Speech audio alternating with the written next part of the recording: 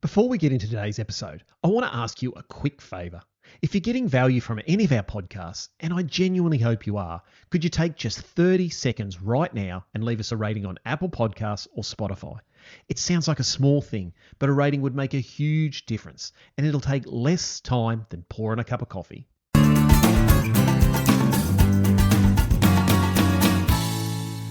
G'day, welcome back to the AgriCoach Wealth and Wisdom podcast. My name's Ben Law and I'm the Financial Bloke, back with another mini episode. I want to tell you about a conversation I had not all that long ago with a bloke I know. He was about 55 years old, a really successful farmer, and he was a good man, but he was frustrated, genuinely frustrated, and it was about his 20-year-old son spending money on his old Landcruiser, bigger exhaust, a bull bar, you know, the kind of thing you did when you were young. He was shaking his head at me. It's just a bloody waste, Ben. He should be putting that into something that matters, something for his future. So I looked at him with a bit of a grin and I said, "What car did you have when you were 20? And what did you put on it?" Now he went quiet for a second and then he gave me a bit of a sheepish smile back. And then he said, "That's not the point, Ben." But here's the thing. It is the point. It's exactly the point.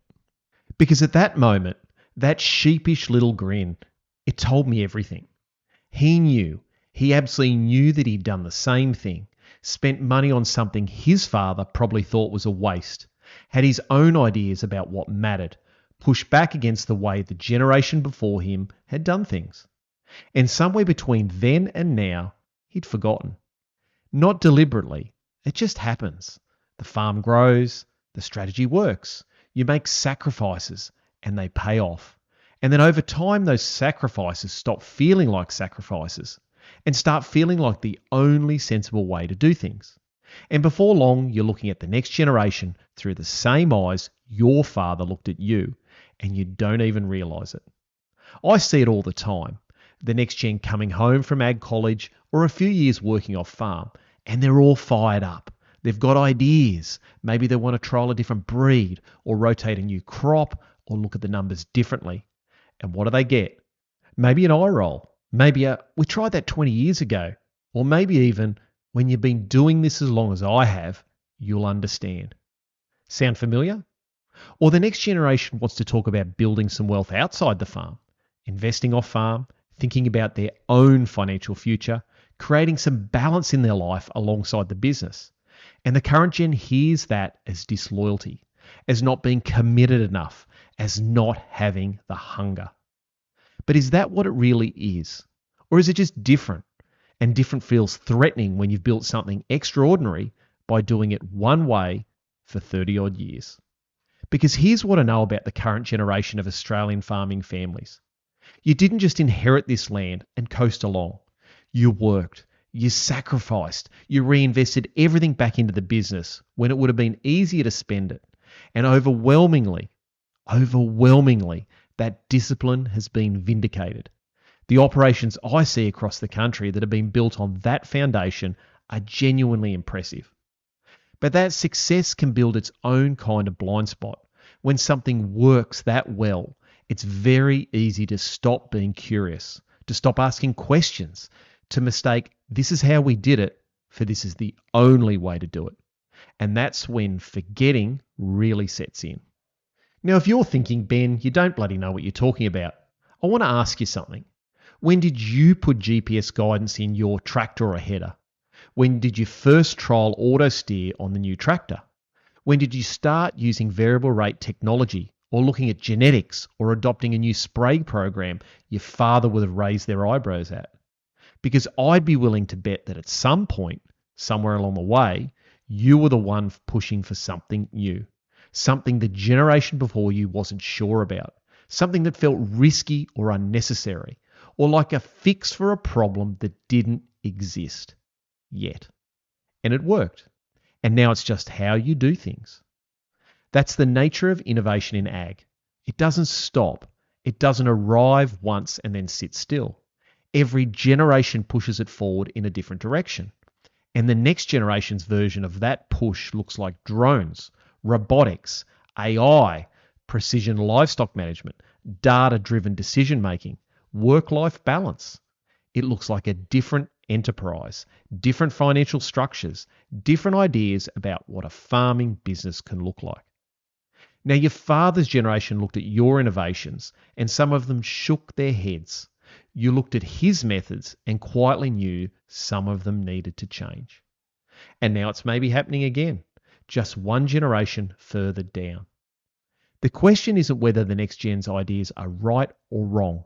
Some will be right and some won't be. They'll be completely ridiculous and fail. That's always been true. The question is whether you're willing to be curious enough to find out, or whether you're going to do to them what was done to you. Now, here's the part I really want you to hear, because this isn't just about avoiding conflict or keeping the peace, and it's definitely not about pandering to an entitled next generation. I've sat in the rooms with farming families where the current generation made a decision to genuinely be curious about what the next generation was thinking, where they put down their assumptions and picked up their questions, where they said, "Hey, tell me more, I'm listening. Help me understand what you're seeing and I'm not." And what happens in those rooms is extraordinary. Because the next generation, when they feel genuinely heard, when they feel like their ideas are being taken seriously rather than just tolerated, they actually light up. And that energy is contagious.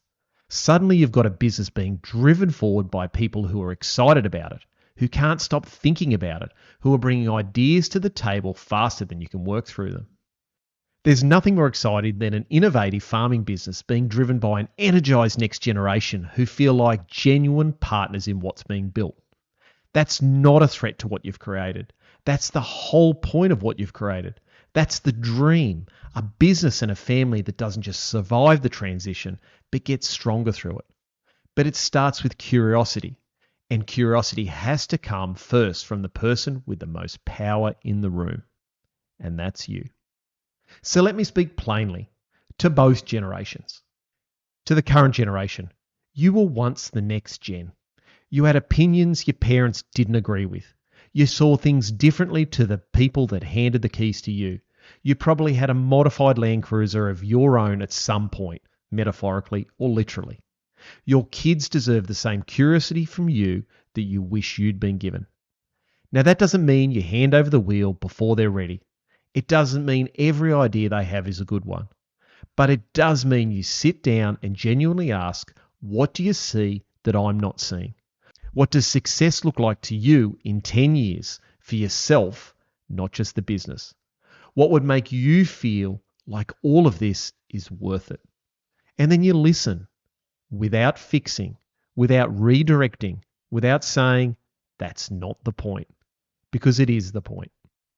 Now to the next generation, because I know you're listening too, and this matters for you just as much. You want to be heard. That's totally fair. But are you bringing ideas in a way that makes it easy for your parents to say, hell yes? Or are you just frustrated that they keep saying no? Because there's a difference between having a good idea and making a good case for it. Your parents have built something significant, and they're not just going to hand over the wheel to someone who hasn't shown they understand what they're being handed. So for you, get curious about how they think, not just frustrated that they don't think like you. Ask them about the decisions that shaped the farm.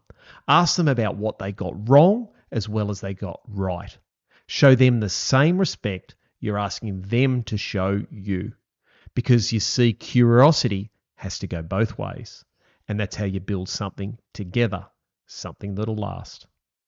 Now, here's your one thing for this week. And I'm going to give one to each of the generations. To the current generation, I want you to ask your son or daughter one question. What does success look like to you in 10 years? Not for the farm, but for them, personally. And then don't comment on the answer. Don't problem solve it. Don't tell them why it's complicated or what they don't understand yet. Just hear it. And you might recognize something in what they say, a version of yourself a few decades back with a different idea and nobody willing to hear it. Now to the next generation, go and ask your mum and dad about a decision they made early on that felt risky at the time, something that nearly didn't happen, something that required them to back themselves when they weren't really sure. And I want you to listen to that story. Really listen. because understanding where someone came from is the beginning of understanding how they think right now.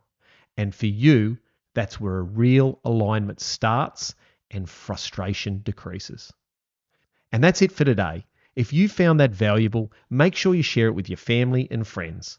Until next time, I'm Ben Law, I'm the Financial Bloke. And remember, it's more important who you are than what you've got. I'll see you next time.